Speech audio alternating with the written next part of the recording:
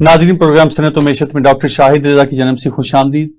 नाज़रीन, आज के इस प्रोग्राम में हम इस बात का जायजा लेंगे कि पाकिस्तान के इकनॉमिक इश्यूज क्या हैं और जो करंट पॉलिटिकल इंस्टेबिलिटी है उसकी वजह से हमारी इंडस्ट्री और इकॉनमी कैसे इफेक्ट हो रही है, हमारे जो फॉरेन रिजर्व क्यों कम हो रहे हैं। इसके साथ साथ हम ये भी देखेंगे कि जो हमारे ओवरसीज जो पाकिस्तानीज हैं वो जो रेमिटेंसेस पहले भेज रहे थे, जो पैसे बाहर से आ रहे थे, डॉलर्स जो बाहर से आ रहे थे, वो क्यों कम हो रहे हैं।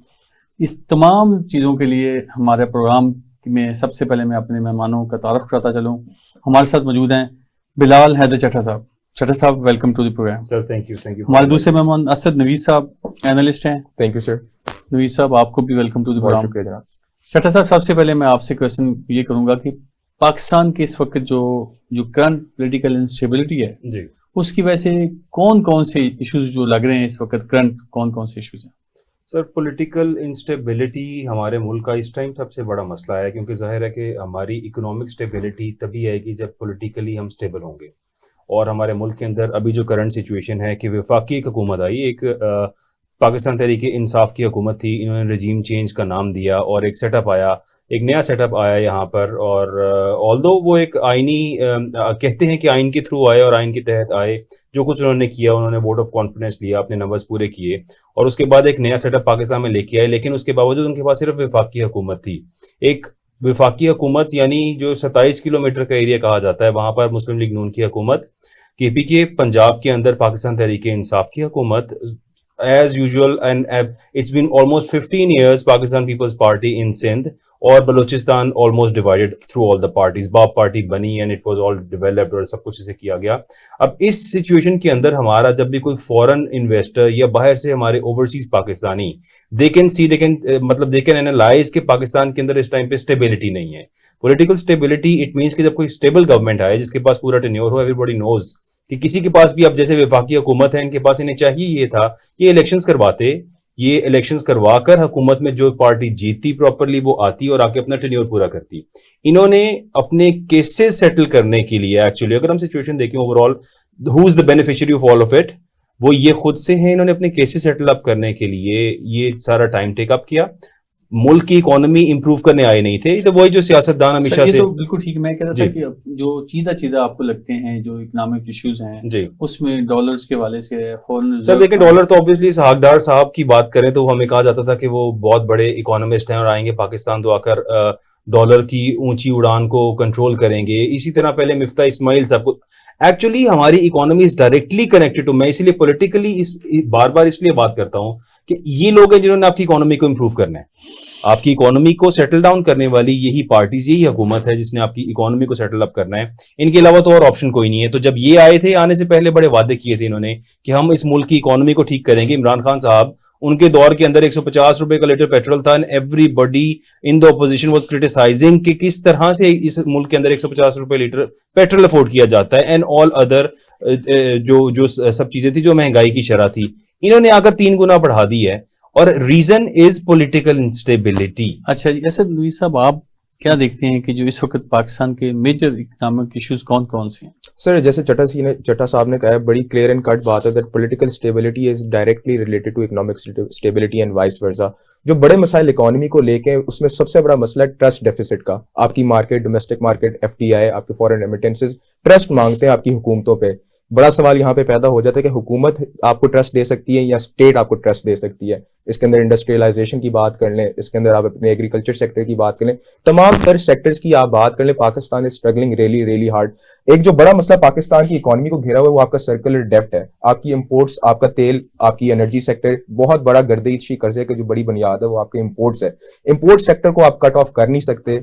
डिलेइंग इन डिसीजन मेकिंग आपकी बहुत ज्यादा है। अगर आपने IMF के पास जाना, अभी क्लाइमेट रेजिलियंट आपकी कॉन्फ्रेंस हुई है, डोनर्स कॉन्फ्रेंस, 10-12 बिलियन डॉलर्स आपको लेफ्ट राइट से आ जाने, कर्जे की मद में आते हैं या आपको क्या कहते हैं डोनेट किए जाते हैं, ग्रांट दिया जाता है। That's not the subject, this is not the issue. Issue ये कि $1 बिलियन आपने IMF से लेना है। वो $1 बिलियन आप IMF से लेंगे तो दुनिया आपके लिए रास्ते खोलेगी। आपका वो जो ट्रस्ट डेफिसिट जिसकी मैं बात कर रहा हूं, वो आपको 10-12-20 बिलियन डॉलर से नहीं आने, वो आपको आना है IMF के $1 बिलियन से। Now coming back to what IMF needs, IMF आपसे मांगती है लॉन्ग टर्म वायदे।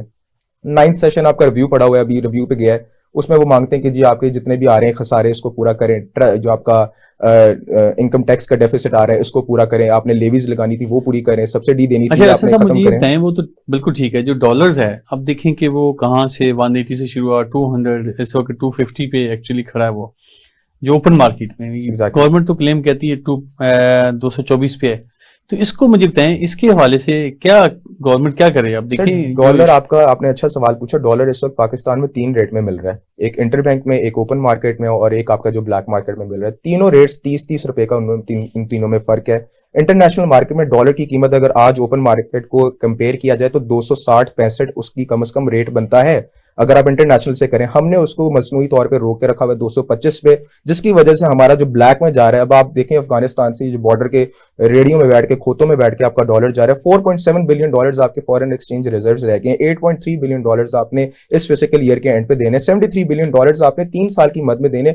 Do you have enough money in your pocket कि आप उसको रीपे कर सकें? अगेन सर्कुलर डेप्ट हो गया एंड री इंडस्ट्रियलाइजेशन होगी, ट्रस्ट डेफिसिट हो गया। IMF देखिए, हम एज एन एंकर जब तजिया कार टेलीविजन स्क्रीन पे बैठे होते हैं, हमारे लिए बड़ा मुश्किल हो जाता है बयानिया बनाना या एक नैरेटिव फॉर्म करना कि IMF के पास जाएं। इंडिया की मसाले देना भारी पड़ जाती हैं, इजराइल की मसाले देना भारी पड़ जाती हैं। 2% जिसको हम कहते थे, आज वो 2% 2.5 रुपए का हुआ है। अच्छा बिलाल चड्ढा साहब, मुझे ये बताएं कि ये सारे इश्यूज तो हैं जी लेकिन एक साल के अंदर जो लास्ट 1 ईयर गुजरा है, जो रजीम चेंज हुआ है, जी उसमें जो रिजर्व आपके 19 बिलियन डॉलर से 4.7 बिलियन आ गए। जी बिल्कुल। तो आप इसको कैसे देखते हैं? क्या हम सर्वाइव कर जाएंगे या सर कुछ लोग कहते हैं डिफॉल्ट? सर्वाइवल हमारा तो देखिए अल्लाह की ज़ात है जो इस मुल्क को चला रही है और इंशाल्लाह चलाते रहेंगे। और इन लोगों के हाथ में अगर ये हो तो शायद मेरा ख्याल है कि अभी तक ये मुल्क बचाना हो। अब यहाँ पर सिचुएशन एक्चुअली ये है कि जिस तरह से मैंने आपको पहले भी बताया कि इनके आने से पहले जो कुछ कहा जाता है, देखिए हमारे मुल्क के अंदर अगर हम इकोनॉमी की बात करें तो वी हैव एवरीथिंग है। हमारे पास यहाँ पे ऐसी अपॉर्चुनिटीज है। एक छोटा सा इनिशिएटिव मैं आपको बताऊं, ऑलिव का, ठीक है, एक ऑलिव्स की अगर हम बात करें, हमारी ऑलिव प्लांटेशन है इस मुल्क के अंदर, इतनी बड़ी अपॉर्चुनिटी है। Olive oil is one of the most expensive oil all over the world, ठीक है, और हमारे यहाँ पे इतनी बड़ी अपॉर्चुनिटी है। इस ऑलिव की तरह देयर आर थाउजेंड्स इनिशिएटिव यहाँ पर इस मुल्क के अंदर, लेकिन मसला सिर्फ नीयतों का है। हमें चाहिए नीयतों वाले लीडर्स, क्योंकि जिस तरह मैंने आपको बताया कि हम जब भी मईशत की बात करेंगे तो हमारा इशारा हमारे हुक्मरानों की तरफ जाएगा, because they are the one जो इस मुल्क के अंदर मईशत को कंट्रोल करते हैं और चीजों को स्टेबल करते हैं। डॉलर की आपने बात की, डॉलर की स्मगलिंग का इतराफ इस आगदार साहब ने बैठकर किया। अब इस स्मगलिंग का इतराफ दुनिया के किसी अच्छे मुल्क, किसी तरक्की याफ्ता मुल्क के अंदर आप जाएं और उनका फाइनेंस मिनिस्टर ये कहे कि मेरे मुल्क के अंदर से डॉलर स्मगल हो रहा है, तो मेरा ख्याल है उस फाइनेंस मिनिस्टर को उसी टाइम पे रिजाइन करना चाहिए। लेकिन हम लोग मोरली इतने वीक हैं और हम लोगों की मोरल वैल्यूज तो मेरा ख्याल शायद है ही नहीं है, स्पेशली सियासतदानों की, कि वो ऐसा क्लेम करने के बावजूद भी बड़े फख्र से कहते हैं कि जी मैं इन चीजों को कंट्रोल कर लूंगा और मेरे बैठे हुए डॉलर स्मगल हो रहा है। और करने वाले कौन लोग हैं? यही तमाम सियासतदान। जी असद नवी साहब, ये जो स्मगलिंग एक बहुत बड़ा इशू है, एक पूरी पैरेलल इकोनॉमी चल रही है साथ साथ। बिल्कुल, जो हमारी रियल इकोनॉमी उसके साथ उतनी ही बड़ी, बल्कि उससे भी कुछ लोग इतनी ज्यादा बड़ी इकोनॉमी चल रही है।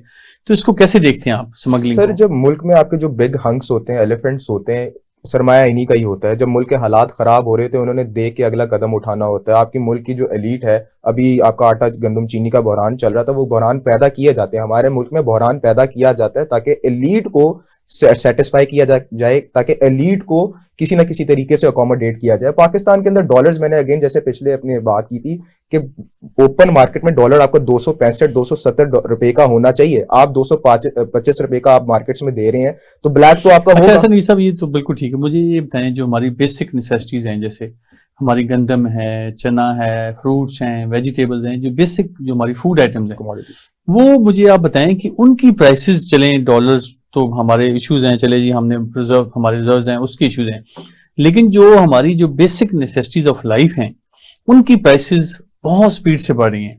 आप देख लें प्याज की कीमत, आप देख लें आटे की कीमत, देख लें बहुत स्पीड से। उसकी क्या वजह है? सर देखें, जब करप्ट पॉलिटिशियंस और इनकॉम्पिटेंट आपकी ब्यूरोक्रेसी मिल जाए ना, तो पाकिस्तान एक मॉड्यूल बन जाता है इंटरनेशनल मार्केट में कि how successful countries with all the resources collapse. Pakistan के साथ यही हो रहा है। जैसे चड्ढा साहब ने बात की कि पाकिस्तान के अंदर तो हर चीज है, $33 बिलियन का हमारा CPEC यहाँ पे एक इनिशिएटिव है, BRI का फ्लैगशिप प्रोजेक्ट कहते हैं, पता नहीं किस लिहाज से फ्लैगशिप प्रोजेक्ट कह देते हैं। चाइना जैसा मुल्क जिसने पूरी दुनिया में अपना इकोनॉमिक जाल बचाया हुआ है, हर जगह वो ट्रेड कर रहा है, दुनिया का कोई कोना नहीं छोड़ा, हम उसके नेबर्स हैं, but we are still not able to secure our region. हम अपने रीजन में एग्रीकल्चर सेक्टर को नहीं उसको प्रमोट कर सके। आपने कमोडिटीज की बात की है, ये मोनोपलाइजेशन, कार्टेलाइजेशन की जाती है हमारे मुल्क के अंदर। आप बताएं जो आपकी ये खाद है, आई थिंक 60 मिलियन टन हम बनाते हैं और 5 मिलियन, और हमारी जो उसकी जरूरत है वो 55 मिलियन टन है, फिर उसकी गायब हो रही है, ब्लैक हो रही है, फिर इंपोर्ट कर रहे हैं। सिमिलरली गंदम की आप बात करें, अब गंदम का हमें पता था, वैसे तो भी ये फ्लड्स वगैरह सारा कुछ आया था, हमें पहले ही तैयार होना चाहिए था। जैसे मैंने आपको कहा कि इनकॉम्पिटेंट ब्यूरोक्रेसी और करप्ट पॉलिटिशियंस का जो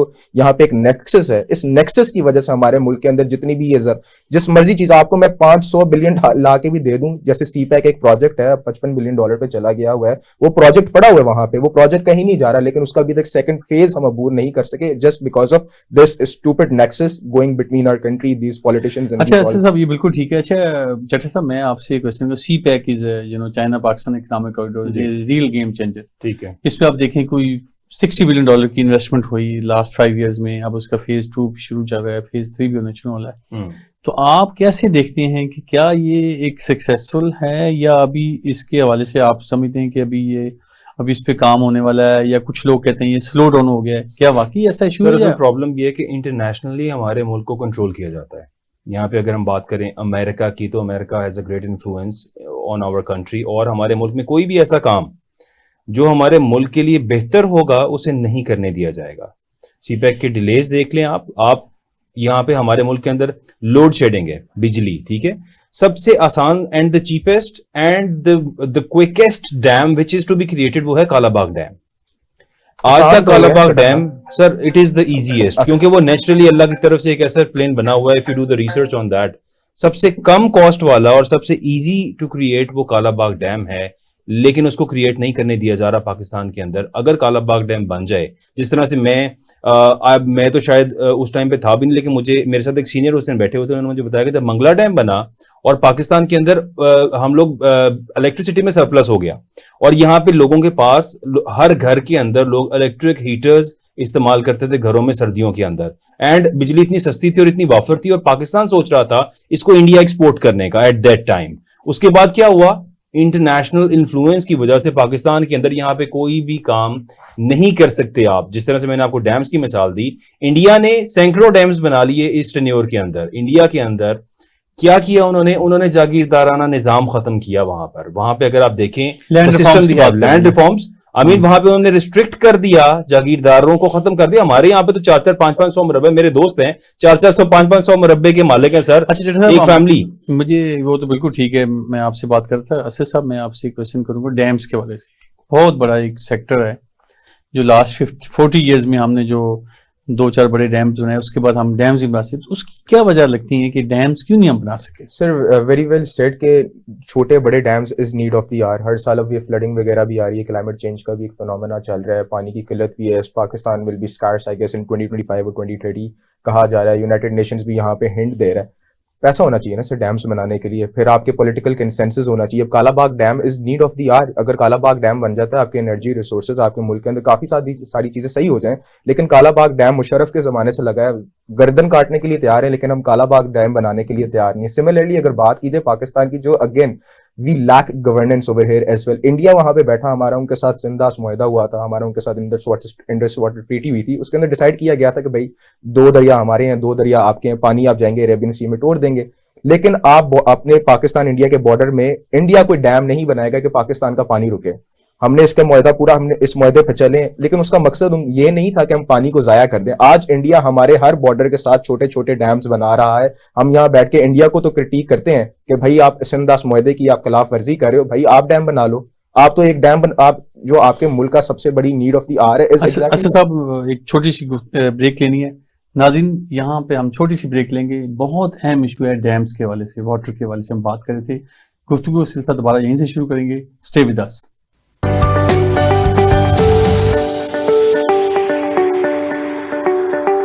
The Knowledge School and ILM Group of Colleges आला तालीमी मयार के हामिल 2 नेटवर्क में सरमायाकारी करें और शानदार तालीमी मीरास का हिस्सा बनकर मस्बत तब्दीली लाएं। सरमायाकारी, अताए इख्तियार, रहनुमाई।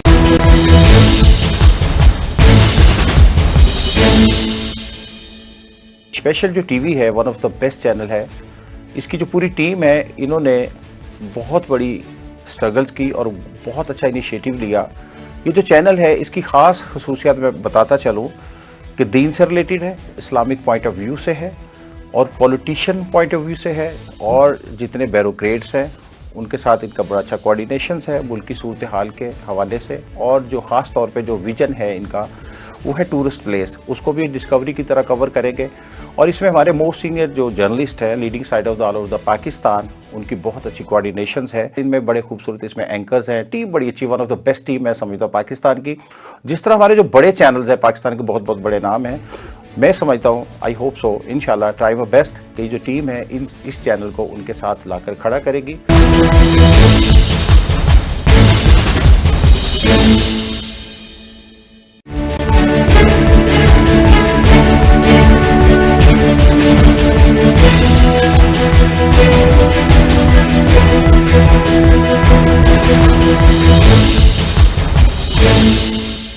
मुसलमान मुसीबत में घबराया नहीं करता। मीनार पाकिस्तान 1940 की एक स्पेशल याद। 14 अगस्त आजादी का वो स्पेशल दिन। बलोचिस्तान कुदरती नजारों से मलबूस एक स्पेशल दास्तान। सिंध सकाफत की चाशनी में डूबी एक स्पेशल कहानी। पंजाब खूबसूरत वादियों में बिखरी एक स्पेशल तारीख। खैबर पख्तूनख्वा सर बुलंद पहाड़ों के बीच एक स्पेशल खित्ता। और कुछ नायाब और स्पेशल लोग, कायद आज़म मोहम्मद अली जिन्ना, अल्लामा मोहम्मद इकबाल, सैयद अबुल आला मौदूदी, डॉक्टर अब्दुल कदीर खान, अब्दुल सत्तार ईधी, नेमतुल्लाह खान और इन जैसे हजारों लोग जिनसे बनता है एक स्पेशल पाकिस्तान। और अब इन सब को समेटते हुए आ रहा है स्पेशल टीवी, जिसमें होगा वो सब कुछ जो हमें बनाता है स्पेशल। स्पेशल टीवी, पाकिस्तान की सोच। मेरा नाम साद अकबर खान है, मैं चीफ एग्जीक्यूटिव हूँ अली अकबर ग्रुप का। जैसा कि आप तमाम दोस्त जानते हैं कि आजकल का जो दौर है ये इंफॉर्मेशन टेक्नोलॉजी का दौर है। जिसके पास ज्यादा इंफॉर्मेशन है वो इंफॉर्मेशन एक पावर है और उसको इस्तेमाल करके आप अपने हालात भी बेहतर कर सकते हैं और अपने इर्द गिर्द के जितने मसाइल हैं या जो वसाइल का बेहतर इस्तेमाल है एक बेहतर प्लानिंग कर सकते हैं। स्पेशल टीवी जो है एक नई एंट्री है इस फील्ड के अंदर, जिसका मकसद जो है वो लोगों तक एक्यूरेट इंफॉर्मेशन पहुंचाना, टाइम पर पहुंचाना और लोगों को अपने वसाइल का बेहतर जो इस्तेमाल है उसके तरीकेकार की तरफ लेकर जाना है।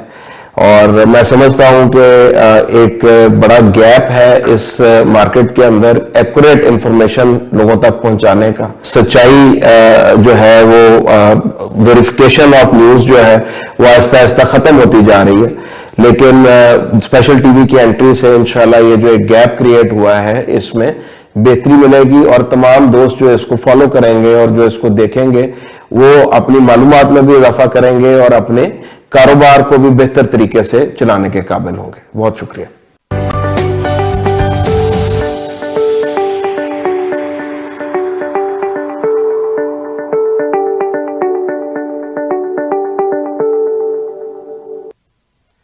जी नाज़रीन, वेलकम बैक। नाज़रीन, हम पहले बात कर रहे थे कि पाकिस्तान के जो डैम्स का लास्ट 40 ईयर्स में हमने कोई बहुत बड़ा डैम नहीं बनाया, छोटे डैम्स भी बनाए। इंडिया ने बहुत सारे डैम्स बनाए, चाइना ने बहुत सारे डैम्स बनाए, हम इस सेक्टर में बहुत पीछे रह गए। फिलहाल चट्टा साहब, मैं आपसे क्वेश्चन करूंगा कि क्या लगता है आपको कि हम लास्ट 40 ईयर्स में कोई बड़ा डैम नहीं बना सके? कालाबाग डैम के अलावा बड़े सारे डैम थे, बुंजी डैम था, भाषा डैम था, बिल्कुल दासू था, बड़े सारे और डैम से बना सकते थे जी। नीलम देख लें, हमने उसको बनाते बनाते 30 साल ज़ाया कर दिए। बिल्कुल।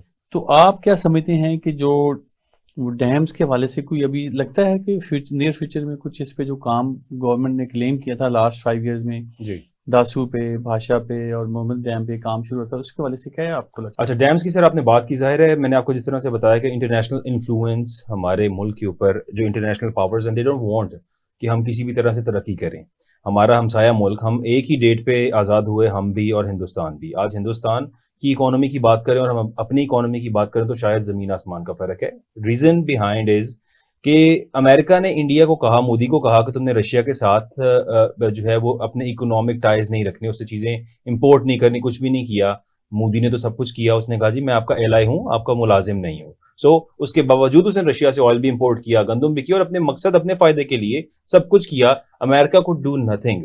जब यहां पर अमेरिका या कोई और मुल्क हमें कहता है कि आप ये ना करें, हम ओबे करते हैं उस सबको और उसके अगेंस्ट कभी बात नहीं करते, ऐसी हिम्मत नहीं करते। और अगर कोई शख्स हिम्मत कर भी ले तो मेरा ख्याल उसको हुकूमत से हटा दिया जाता है। दिस इज द रीजन कि हमारे मुल्क के अंदर, मैंने आपको बताया, डैम छोड़ के यहाँ पर कोई भी काम पॉजिटिव जो हमारे लिए हो, हमारे इस मुल्क के अंदर we have 52 types of fruits. We have, हमारे मुल्क में 5 मौसम है, अल्लाह का दिया गया सब कुछ है। ना यहाँ पानी की कमी है, ना यहाँ किसी चीज की कमी है, नीयतों की कमी है और हमारी पॉलिटिकल लीडरशिप की नीयतों की कमी है। जब वो सिस्टम खराब होता है ना, तब पूरी अवाम भी उसके साथ साथ खराब होती है। अच्छा, चट्टा साहब फरमा रहे हैं सही कि वो डैम्स के इश्यूज जो थे, वाटर के इश्यूज हैं, तो आप कैसे देखते हैं हसन साहब कि जो हमारा अभी देखें कि इस वक्त जो फ्लड्स आए हैं, अगर हमारे डैम्स होते, प्रॉपर स्टोरेज बने होते, तो हम काफ़ी हद तक अपना बचा सकते थे। तो कैसे देखते हैं कि जो फ्लड्स जो पाकिस्तान में आए हैं, जिसकी वजह से हमारी एग्रीकल्चर बिल्कुल, सिंध की बिल्कुल तबाह हो गई है, जो साउदर्न पंजाब है उसमें बहुत ज़्यादा इफेक्ट हुआ, तो कैसे देखते हैं डैम्स को और फ्लड्स के वाले से? सर ये तो विदाउट एनी डिबेट, इसमें तो डिबेट होनी नहीं चाहिए कि dam is need of the hour. लेकिन सवाल यहाँ पे ये जन्म लेता है कि पाकिस्तान के जो पॉलिटिशियंस हैं और इनका जो विजन है और इनकी जो सिंसेरिटी पाकिस्तान की, वो किस हद तक है। अगर आपने रियासत को बचाना है तो फिर आपकी प्रायोरिटीज डिफरेंट हो जाती हैं, अगर आपने सियासत को बचाना है तो फिर आपकी प्रायोरिटीज डिफरेंट हो जाती हैं। पाकिस्तान के अंदर मायोपिक पॉलिसी मेकिंग के ऊपर बहुत ज्यादा फोकस किया जाता है। मायोपिक पॉलिसी मेकिंग ये होती है कि ऐसा कोई कारनामा, ऐसा कोई प्रोजेक्ट दिखाएं जिससे आवाम को नजर है। मिसाल के तौर पे ये बीआरटी बना दी, एक ब्रिज बना दिया, अंडरपास बना दिए, जो काम होता नजर है, जो 2 साल में मैक्सिमम हो जाए, 1 साल के अंदर। ये डैम्स को आपको पता है, it's a super lengthy process, ये एक टेन्योर में तो शायद वैसे ही ना पूरा हो, इसके अंदर कैपिटल लाने की बड़ी जरूरत पड़ती है।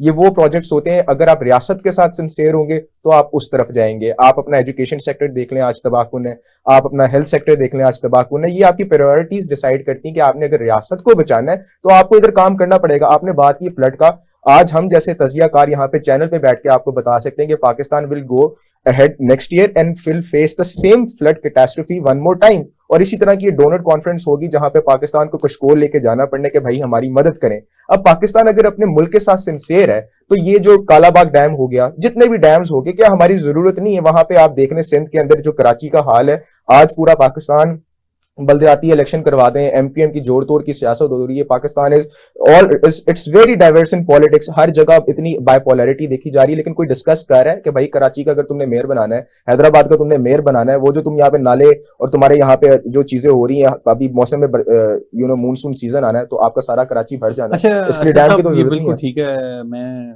बिल्कुल आप सही फरमा रहे हैं। एक जो सेक्टर है पाकिस्तान का, जो जिसकी वजह से हमारी इकॉनमी नहीं चल रही, इंडस्ट्री नहीं चल रही, वो एनर्जी क्राइसिस है, एनर्जी सेक्टर है, जिसका डैम्स के साथ भी ताल्लुक है। लेकिन आप देख लें कि हमने अभी जो सी पैक में थे उसमें 28 बिलियन डॉलर्स के हमने जो इन्वेस्टमेंट थी वो एनर्जी के वाले से थी, एनर्जी प्रोजेक्ट्स के लिए थी। तो आप क्या समझते हैं कि जो एनर्जी क्राइसिस का इंडस्ट्रियलाइजेशन के साथ कैसे कोरिलेट आप करते हैं और कैसे देखते हैं इसको? सर ऑब्वियसली ये डायरेक्टली कनेक्टेड है। अगर हमारे मुल्क के अंदर इलेक्ट्रिसिटी के जो फ्लॉज हैं वो रहेंगे, मैं आपको बताऊं, अभी भी बहुत सी चीजें हैं जो क्रिएट की गई हैं। इतनी ज्यादा लोड शेडिंग हमारे मुल्क में नहीं है जितनी क्रिएट की गई है। अब उसको क्रिएट करने के पीछे the reason behind solar panels की इंपोर्ट और पाकिस्तान को दूसरी इलेक्ट्रिसिटीज की तरफ लेके जाना, जबकि आप अपने कोर इश्यूज, वो चीजें जो आप मैनेज कर सकते हैं। यहाँ पर आपकी बिजली चोरी, आप अभी लाहौर से बाहर निकलें और लाहौर से बाहर निकलते साथ ही आप देखें तो जितने भी गांव हैं उन सब में मोस्टली घरों में मीटर ही नहीं है। वहां पे 4-4 एसी लोगों ने लगाए हुए हैं और वहां पर मीटर नहीं है। मैं लाहौर के बिल्कुल साथ स्टार्ट होने वाले तमाम एरिया की बात कर रहा हूं जो शायद लाहौर के रीजन के अंदर अभी आते हैं। इन चीजों को आप कंट्रोल नहीं कर सकते, आपके यहाँ सिस्टम नहीं है। अब जब तक आप सिस्टम को ठीक नहीं करेंगे ना, कुछ भी ठीक नहीं होगा। आप यहाँ पे जो मर्जी भी कोशिश कर लें, so the problem is rule of law. जिस रूल ऑफ लॉ की बात की जाती है, यहाँ पर कोई सिस्टम बने, रूल ऑफ लॉ हो और लोगों को पता हो कि अगर मैं यहाँ पे कोई 2 नंबरी करूंगा, कोई चोरी करूंगा तो मुझे एक ऐसा हाथ डाला जाएगा जिससे मेरी जान बख्शी नहीं होगी। हमारे मुल्क के अंदर सिर्फ सबसे बड़ी प्रॉब्लम यहाँ पर यह है कि जो लाकानूनियत है, ये तमाम प्रॉब्लम्स उसकी वजह से हैं। अच्छा जी, चट्टा साहब जैसे फरमा रहे हैं कि जो हमारी लाकानूनियत है और बड़े सारे इश्यूज है, लोड शेडिंग भी हो, हमारा इतने रिसोर्सेज थे, हम एक सर्वे के मुताबिक हम 1 लाख मेगावाट बिजली प्रोड्यूस पानी से कर सकते हैं, बिजली से पैदा कर सकते हैं, लेकिन अनफॉर्चुनेटली हम नहीं कर सके। उसके अलावा अब हमारा जो फोकस है वो हम जो बिजली प्रोड्यूस करें कोयले से पैदा करें और तेल से पैदा करें। तो आप कैसे देखते हैं कि क्या हमें अपना जो पैराडाइम शिफ्ट लाना पड़ेगा कि हम अपने आप को कोयल और जो तेल है उससे बिजली से कम प्रोड्यूस करने की बजाय अगर हमारा फोकस वाटर पे आ जाए और डैम्स की तरफ से, तो कैसे आप देखते हैं? सर एनर्जी मिक्स की बात की जाए तो आपने खुद एक्सप्लेन कर दिया कि पाकिस्तान का जो एनर्जी मिक्स है वो दुनिया जहान में इस तरह का कोई फॉर्मूला नहीं होता। कोल के ऊपर एनर्जी आप बना रहे हैं, कोल भी अब पाकिस्तान के अंदर जो कोल पाया जाता है, वैसे तो हम कहते हैं कि Balochistan is very rich in coal, but that coal is useless for us जब तक हमारे पास उसकी रिफाइनरी नहीं पड़ी। हाइडल की बात करते हैं, हाइडल की हमारे पास प्लांटेशन नहीं है यहाँ पे जिस तरह से हम बनाते हैं। सोलर की बात करते हैं, वो मोनोपोली पे बेस करती है, वो सारा इंपोर्ट कर रहे हैं। एनर्जी मिक्स आप ये इंडिपेंडेंट पावर प्रोड्यूसर्स को ले लें, शायद खाकान अब्बासी का एक लंबा केस चलता है तो 2010 में मुआहदे करके बैठे थे फिक्स रेट्स पे। जब आपने डॉलर्स में कतर की कंपनी के साथ मुआहदे कर लिए कि अगले 10 साल की रेस में तो सर्कुलर डेप्ट आपका इंक्रीज कर ली। ये मुआहदे सिर्फ पैसे थे कि पैसा होगा तो इन चीजों पे जाएंगे ना, पैसा खुला होगा, ऊपर से सिर्फ पैसा होना। अभी तो हमारे खाने देने 1 महीने की इंपोर्ट्स के पैसे भी नहीं हमारे पास, एक्सपोर्ट्स के पैसे भी नहीं, रॉ मटेरियल आ नहीं रहा, कहां से ये चीजें करें? सवाल तो ये होता है कि ये तो वे आउट्स आपको टेक्स्ट बुकों में मिल जाएंगे। मैं आपको इकोनॉमी की किताब पढ़ाता हूँ, हर चीज वहां पे लिखी है, वे आउट्स के आपको सर्वेज आ रहे हैं, रिसर्च पेपर लिखे जा रहे हैं। इसाक डार बैठ के मिफ्ता पे तंकीद कर रहा है, मिफ्ता बैठ के इसाक डार पे कर रहा है। 6 वजीर खजाना पिछले 6 साल में बदले गए हैं, असद उमर से आप शुरू हो जाए, वे आउट्स आपको हर बंदा बताता नजर आएगा। लेकिन बात ये कि कैसे का सवाल का जवाब यही होता है कि भाई पैसे कैसा। अच्छा साहब, एक हमारा ये तो आपने बिल्कुल बजा फरमाया कि जो हमारे जो कॉम्पिटेंसी के गवर्नेंस के इश्यूज बिल्कुल सही आपने फरमाए। एक बहुत अहम सेक्टर हमारा है, वो मैं आपकी तरफ वापस आता हूँ दोबारा। चट्टा साहब, मैं एग्रीकल्चर इकॉनमी, पाकिस्तान की जो एग्रीकल्चर इकॉनमी है उसमें जो 24% जो कॉन्ट्रीब्यूशन जीएनपी में वो एग्रीकल्चर का है। और फिर ये देख लें आपकी जो क्रॉप्स हैं, फ्रूट्स हैं, वेजिटेबल्स हैं, एक बहुत बड़ा रॉ मटेरियल हमें एग्रीकल्चर से मिलता है जिससे हमारी एक्सपोर्ट्स बढ़ सकती हैं, इम्पोर्ट्स कम कर सकती हैं। तो कैसे देखते हैं कि हमने लास्ट 75 ईयर्स में एग्रीकल्चर में इतनी प्रोग्रेस नहीं की जितनी हम ज़रूरी मुल्क हैं। बिल्कुल, हम क्लेम करते हैं कि हम एक ज़रूरी मुल्क हैं, लेकिन उसके बावजूद हम प्याज भी, टमाटर भी, फ्लावर्स भी और जो गंदम है बाहर से इंपोर्ट करते हैं। कैसे देखते हैं सर? मैं आपको बताऊं, अगर हम बड़े सगीर की बात करें पाकिस्तान बनने से पहले, तो इस रीजन को सोने की चिड़िया कहा जाता था इसकी क्रॉप्स की वजह से। The quality of the crops here, we have best production of rice. आप सिट्रस की बात कर लें, आप फ्रूट्स की बात करें, आप क्रॉप्स की बात करें, तो जो पाकिस्तान को अल्लाह ताला ने जमीन दी है, it is producing the best crops and the best agriculture in the world. लेकिन हमारे यहाँ प्रॉब्लम क्या है that we don't do the research. हमारे पास यहाँ पर एक एग्रीकल्चर यूनिवर्सिटी मेन फैसलाबाद की है और बहुत छोटे छोटे से इंस्टीट्यूट्स हैं। एग्रीकल्चर में एडवांस फार्मिंग का कॉन्सेप्ट हमारे मुल्क में अभी तक आया ही नहीं है। हम लोग फॉलो करना नहीं चाहते, हम अपनी क्रॉप्स को इंप्रूव करना नहीं चाहते और हमें गवर्नमेंट सपोर्ट नहीं करती। मतलब आई वेंट टू ऑस्ट्रेलिया, मैंने वहां पे देखा फार्मर्स, वहां पे उनको गवर्नमेंट ने बहुत बड़े बड़े एरियाज दिए हुए हैं। दे हैव गिवन देम बड़े आसान शर्तों के ऊपर जहाज तक दिया हुआ किसान को अपनी फार्मिंग के लिए, पेस्ट स्प्रे करने के लिए ही हैज अ ग्लाइडर, उसको बाकायदा एयरप्लेन भी गवर्नमेंट ने दिया हुआ है बड़ी आसान किस्तों के ऊपर। और वो कहते हैं जितनी जमीन तुम चाहते हो ले लो, कल्टीवेट इट, इसको डेवलप करो एंड प्रोड्यूस इट। और वो एडवांस फार्मिंग की बेहतरीन seeds, everything is provided by the government. जी, जैसे बिलाल चट्टा साहब बता रहे हैं कि जी वो हमारे पाकिस्तान में एग्रीकल्चर के इश्यूज क्या हैं, और फिर उन्होंने ऑस्ट्रेलिया की एग्जांपल दी क्योंकि वो ज़रूरी मुल्क है और उन्होंने बहुत ज़्यादा लाइफ स्टॉक सेक्टर में तरक्की की। तो आप क्या समझते हैं कि वाकई एग्रीकल्चर के जो इश्यूज हैं वो हम उनको रिजॉल्व कर सकते हैं या कैसे देखते हैं? Sir, although we do claim to be an agrarian country but we are not an agrarian country, लेकिन हमारा एक बहुत बड़ा लेबर फोर्स इसके साथ एसोसिएटेड है। 60% of our labour force is directly associated to agriculture sector. बात वही आ जाती है कि दुनिया किस तरह ट्रीट कर रही है अपने सेक्टर्स को और हम किस तरह से ट्रीट कर रहे हैं। हम साउथ एशिया में अगर पाए जाते हैं और एग्रीकल्चर सेक्टर सो कॉल्ड हमारे साथ ये टैग लगा हुआ है, तो क्या हम अपने नेबरिंग कंट्रीज में भी ये एक्सपोर्ट्स कर पा रहे हैं? नहीं। हमसे बेहतर कंट्रीज, हमसे जो थकी हुई कंट्रीज हैं वो हमसे बेहतर एक्सपोर्ट्स कर रही हैं। हम तो साउथ एशिया को नहीं कवर कर पा रहे। हमारा टारगेट होना चाहिए कि हम यूरोप तक जाएं, अफ्रीका तक जाएं, नॉर्थ अमेरिका, साउथ अमेरिका तक जाएं, लेकिन हम तो पाकिस्तान के साथ वाले जो कंट्रीज है उधर नहीं जा रहे। दूसरी चीज आ जाती है अगेन पैसे की बात। माइक्रो स्मॉल स्केल फाइनेंसिंग, जो आप ट्रैक्टर्स हैं, ऑल दैट, जो आपकी जो जितनी भी आपको खाद वगैरह चाहिए, इसके लिए फाइनेंसिंग होनी चाहिए। फाइनेंसिंग आपको फार्मर्स को सपोर्ट करें, सपोर्ट होगा फार्मर्स को तो वो ज्यादा खाद भी लगाएगा, वो ज्यादा क्रॉप भी करेगा। पाकिस्तान लैक करता है, अगेन जो मैंने शुरू में बात की थी कि एक तो ट्रस्ट डेफिसिट, ऊपर से हमें जो सबका जो हम पे एहसान करता है हम उसके हिसाब सबसे ज्यादा एहसान फरामोशी करते हैं। टफ डिसीजंस लेने की यहाँ पे बात आती है। क्या हम वो टफ डिसीजंस ले सकते हैं कि यार ये हमारी प्रायोरिटी है, एग्रीकल्चर सेक्टर अगर हमारे साथ टैग लगा है तो हमने इसको एक्सपोर्ट लेवल पे लेके जाना है। क्वालिटी क्वांटिटी तो हमारी अच्छी है, क्वालिटी की अगर बात की जाए, लेकिन उस क्वालिटी को कोई बंदा बाय कर रहा है, हमें पैकेजिंग नहीं आती, हम डिस्प्ले नहीं कर सकते हमारा मुल्क का। मैंने आज तक, मैं यूएस में होता था, शर्टें एक जमाने में अमेरिका की आती थी, पाकिस्तान की आती थी अमेरिका में, made in Pakistan, made in Pakistan. 10 साल से मैं वहां देख रहा हूँ, I have seen made in Bangladesh, made in India, made in Nepal, made in Vietnam. Where is Pakistan now? Pakistan stands nowhere. जी अच्छा जी, चट्टा साहब मुझे बताएं कि जो एग्रीकल्चर की इश्यूज आप बता रहे थे उसमें एक सेक्टर है लाइफ स्टॉक है और फिर एक सेक्टर है पोल्ट्री के सेक्टर, जी, सब बिल्कुल सेक्टर। बिल्कुल। हमारा जो चिकन है इस वक्त जो करंट उसकी प्राइसेस हैं, आप देख लें 200 से वो 500 पे चला गया। जी बिल्कुल। तो उसकी वजह से जो हमारा जो गरीब बेचारा फार्मर के अलावा जो गरीब आवाम थी उसके लिए एक वाहिद एनिमल प्रोटीन का सोर्स था, ठीक कह रहे हैं। जिससे उनको अगर बीफ या मटन वो अफोर्ड नहीं कर सकते ठीक है। तो उनके लिए एक बड़ा एक अच्छा सोर्स है एनिमल प्रोटीन का। तो वो भी अब वो जो गरीब आदमी की दस्ते से बाहर निकल गया है। तो अब आप कैसे देखते हैं इसको कि सर ज़रा देखिए, सबसे बड़ी प्रॉब्लम जो है वो है सोयाबीन इंपोर्ट की, मतलब पोल्ट्री की अगर आप बात करते हैं, और मेरा चूंकि खुद भी पोल्ट्री फील्ड से थोड़ा सा ताल्लुक है, मेरे अपने पोल्ट्री शेड्स भी हैं, और अब प्रॉब्लम यहाँ पर ये है कि soybean is the main ingredient of the feed जो पोल्ट्री को आपने खिलानी, जो मुर्गी खाएगी। यानी अगर हम मुर्गी की बात करें तो अगर ये ब्रॉयलर सिस्टम दुनिया में इंट्रोड्यूस ना हुआ होता, ये फार्मिंग ना आई होती, तो शायद आज हमें मुर्गी तस्वीरों में नजर आती, हम आम इंसान के पास खाने के लिए चिकन अवेलेबल ना होता, क्योंकि जब ये नहीं था सब कुछ तब भी chicken was a bigger luxury than meat. Mutton की बात करें, अगर बकरे की बात करें, जब ये चीजें इंट्रोड्यूस हुई 36 डेज के अंदर हमने एक मेच्योर बर्ड पैदा करना शुरू कर लिया। अब प्रॉब्लम यहाँ पे ये है कि it was available for everyone, कि हर कोई प्रोटीन अपनी नीड पूरी कर सकता है। अब सोयाबीन की अंदर बात करें तो यहाँ पर कमीशंस के इश्यूज, यहाँ पर बुरी फॉर्म का सोयाबीन इंपोर्ट करने के इश्यूज, हर चीज में 2 नंबरी के इश्यूज की वजह से सब कुछ रुका पड़ा। इस टाइम पे गवर्नमेंट यहाँ पे हमारे पोर्ट पे माल खड़ा है जो अलाउ नहीं कर रहे हैं, एलसीज नहीं खोल रहे हैं, यहाँ पे सिर्फ इकोनॉमी को अननेचुरली और एक गलत तरीके से कंट्रोल करने की कोशिश की जा रही है, जो इनसे कंट्रोल हो भी नहीं पा रही है। अच्छा चट्टा साहब, हमें एक छोटी सी ब्रेक लेनी है। नाज़रीन, यहाँ हम लेंगे एक छोटी सी ब्रेक और बहुत अहम गुफ्तगू हम कर रहे हैं कि पाकिस्तान की एग्रीकल्चर इकॉनमी से इश्यूज क्या हैं। गुफ्तगू से दोबारा यहीं से दोबारा शुरू करेंगे। Please stay with us.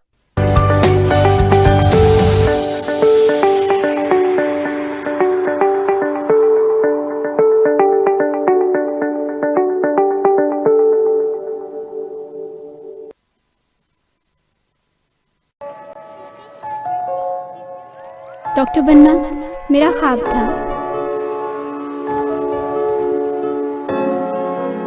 अल्हम्दुलिल्लाह पूरा हुआ। इंजीनियर बनना मेरा शौक था। अल्हम्दुलिल्लाह मैं कामयाब हुई। हमारे ख्वाबों को पूरा किया निसार गर्ल्स कॉलेज ने।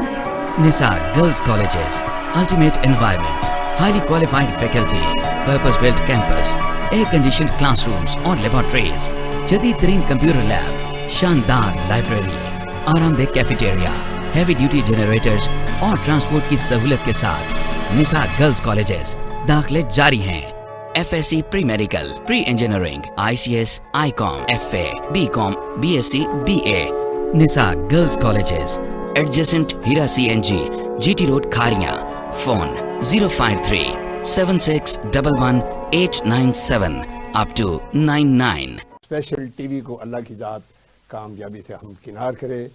मैं तो नादान ही था, मैं तो नादान ही था, दानिस्ता भी क्या क्या न किया, पर लाज रख ली मेरे अल्लाह ने मुझे रुसवा न किया, पर लाज रख ली मेरे अल्लाह ने मुझे रुसवा न किया। हाँ बात दिल में ही थी, दिल में रही और काम हो भी गया, बात दिल में ही थी, दिल में रही और काम हो भी गया। ऐसा कौन जिसने जुबां का तकल्लुफ भी गवारा न किया, मैं तो नादान ही था, दानिस्ता भी क्या ना किया। ये शफ़क़त चीमे को जो कुछ भी मिला ये हजूर की गुलामी में मिला। आप जरा गौर से सुनिएगा शफ़क़त चीमा क्या कहना चाह रहा है। यही कहना चाह रहा है वमा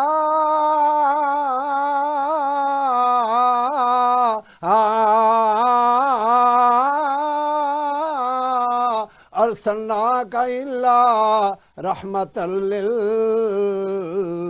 आलमीन। मैं तो नादान ही था, दानिस्ता भी क्या न किया, पर लाज रख ले मेरे अल्लाह ने मुझे रुसवा न किया, पर लाज रख ले मेरे अल्लाह ने मुझे रुसवा न किया। Bear witness, fastest growing university of Pakistan. Be enthused to be a part of the largest ethnically diversified student community. We recognize there is more to learning than sitting in a luxurious classroom. That is why we provide our students rich, interactive campus life. Here, we carve you to imagine, believe, achieve. The University of Lahore. Discover yourself. मुसलमान मुसीबत में घबराया नहीं करता। मीनार पाकिस्तान 1940 की एक special याद। 14 अगस्त आजादी का वो स्पेशल दिन। बलोचिस्तान कुदरती नजारों से मलबूस एक स्पेशल दास्तान। सिंध सकाफत की चाशनी में डूबी एक स्पेशल कहानी। पंजाब खूबसूरत वादियों में बिखरी एक स्पेशल तारीख। खैबर पख्तूनख्वा सर बुलंद पहाड़ों के बीच एक स्पेशल खित्ता। और कुछ नायाब और स्पेशल लोग। कायदे आज़म मोहम्मद अली जिन्ना, अल्लामा मोहम्मद इकबाल, सैयद अबुल आला मौदूदी, डॉक्टर अब्दुल कदीर खान, अब्दुल सत्तार ईधी, नेमतुल्लाह खान और इन जैसे हजारों लोग जिनसे बनता है एक स्पेशल पाकिस्तान। और अब इन सब को समेटते हुए आ रहा है स्पेशल टीवी, जिसमें होगा वो सब कुछ जो हमें बनाता है स्पेशल। स्पेशल टीवी, पाकिस्तान की सोच।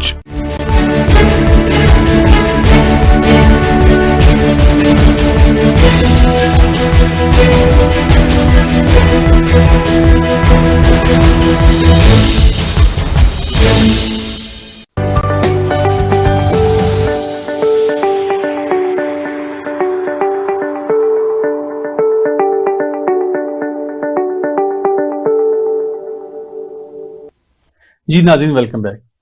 नाज़रीन, हम जो पहले बात कर रहे थे कि वक्फे से पहले, क्योंकि पाकिस्तान की जो एग्रीकल्चर इकॉनमी है बहुत अहम है, हमारी रीढ़ की हड्डी की हैसियत रखती है, लेकिन अभी तक हम अपने एग्रीकल्चर जो कमोडिटीज़ हैं, कुछ प्रोडक्ट्स को बाहर से इंपोर्ट करते हैं, जिसकी वजह से हमारे फॉरेन रिजर्व जो कम हो रहे हैं। तो मैं असद मजीद साहब आपसे बात करूँगा कि जो हमारा फार्मर है, गवर्नमेंट ये कहती है कि वो उसकी जो मैकेनाइजेशन है, जो नई टेक्नोलॉजीज़ हैं, उसको वो अडॉप्ट नहीं करता। तो क्या वाकई इशू है या ये किसकी जिम्मेदारी है कि नई टेक्नोलॉजीज फार्मर अडॉप्ट करे? हमारा जो एग्रीकल्चर का एक्सटेंशन डिपार्टमेंट है, क्या वो वाकई इस पे काम कर रहा है या नहीं कर रहा है? कैसे देखते हैं आप मैकेनाइजेशन को? सर, जो फार्मर्स की अब लाइफ है ना, वो बदल चुकी है। इसके अंदर बहुत ज्यादा रिसर्च आ चुकी है, बहुत ज्यादा इसके अंदर टेक्नोलॉजी आ चुकी है। ड्रिप इरीगेशन एक पाकिस्तान के अंदर, आपको पता है, irrigation we have the richest irrigation system in Pakistan. I guess drip irrigation में जितना पानी हम जाया करते हैं, शायद ही दुनिया को कोई बंदा इसको जाया करता। हालांकि we need water, we need to save water. Farmers की अगर बात करें तो they need awareness, they need education, they need the level of awareness कि भाई आप अपनी क्रॉप को कम मेयार में कैसे ज्यादा प्रोड्यूस कर सकते हो। यही अब रह गया ना दुनिया के अंदर कि भाई प्रोडक्शन लेवल को आपने ज्यादा से ज्यादा एक्सटेंड करना है रिसोर्सेज को यूज करके। अब ये जो आपके मौसमी तब्दीलियां आती हैं, अगर हमारे फार्मर्स को पता होता कि भाई अगले साल सैलाब आना है, किस मौसम में हमें सैलाब फेस करने को मिल सकता है, किस मंथ में जाके हमारी क्रॉप ज्यादा आ सकती है, ये टेक्नोलॉजी के साथ आती है। चाइना सीपैक के साथ बात करते हैं, सीपैक के साथ हमारा बड़ा एक we had a very good association with them in agriculture sector as well. वो चाह रहे हैं कि हमारे फार्मर्स को एजुकेट किया जाए, वो चाह रहे हैं कि भाई हमारे साथ मिलकर कोलैबोरेट करके साउथ एशिया के रीजन को एक्सटेंड किया जा सके, लेकिन पाकिस्तान के अंदर ये मैकेनिज्म नहीं पाया जाता। फैसलाबाद के अंदर जो एक बड़ी पाकिस्तान की famous university I guess South Asia के अंदर, उसके अंदर भी आप R&D अगर मेरे हिसाब से उसकी एग्रीकल्चर सेक्टर की देखें, I don't think that is enough. एक नाम बन चुका है but we don't meet the international standards as of now. हमें चाहिए कि हम इंटरनेशनल मॉडल्स को देखें, उसको पाकिस्तान के अंदर लेकर आए, टेक्नोलॉजी को यहाँ पे प्रमोट करें, फाइनेंसिंग करें, वो इक्विपमेंट्स इनको दें, टैबलेट्स लेकर आए, स्क्रीन यूज करने का इस्तेमाल इनको बताएं, फार्मर्स को एजुकेट करें। और स्पेशली जो हमारा जो नई जनरेशन है, जैसे हम एजुकेटेड क्लास में अगर आई गए हैं गलती से, इस एजुकेटेड क्लास को भी चाहिए कि वो फार्मर्स वाली साइड पे जाए। हम उस साइड पे देखते कि यार वो तो किसानों का काम है, वो तो अनपढ़ बंदे का काम है। अच्छा चट्टा साहब, आपने ऑस्ट्रेलिया गए, आपने वहां पे एग्रीकल्चर फार्मिंग देखी, लाइफ स्टॉक फार्मिंग देखी, तो कैसे कंपेयर करते हैं कि वेयर वी स्टैंड, ऑस्ट्रेलिया कहाँ पे खड़ा है? क्योंकि आपने वहां पे जाती मुशाहिदा किया, वहां पे अपने टाइम गुजारा, तो कैसे कंपेयर करते हैं? सर मैंने आपको पहले भी बताया कि हमारे यहाँ पे प्रॉब्लम जो है वो सिर्फ नीयतों की कमी है। यहाँ पे गवर्नमेंट नहीं चाहती है कि आप लोग प्रोग्रेस कर सकें। यहाँ पर किसी भी तरह से फार्मर को सपोर्ट देना, और फार्मर देखें आपकी एग्रीकल्चर, अगर सिर्फ आप इस एक सेक्टर को पाकिस्तान में ठीक कर लें और इस बूमिंग पे आ जाएं, अगर आप जापान की मिसाल देखें, यानी कि पाकिस्तान ने 50s के अंदर, 52 के अंदर जापान के ऊपर जब मुश्किल वक्त आया वर्ल्ड वॉर 2 के बाद, पाकिस्तान भी was a part of that region जो तवान जापान से लेता था। पाकिस्तान ने बड़ा हेल्प आउट किया, उनके लोन वेव ऑफ किए, उनको सपोर्ट किया। उसके बाद जापान ने क्या किया, अपने मुल्क के अंदर रेवोल्यूशन लेके आए थ्रू एग्रीकल्चर।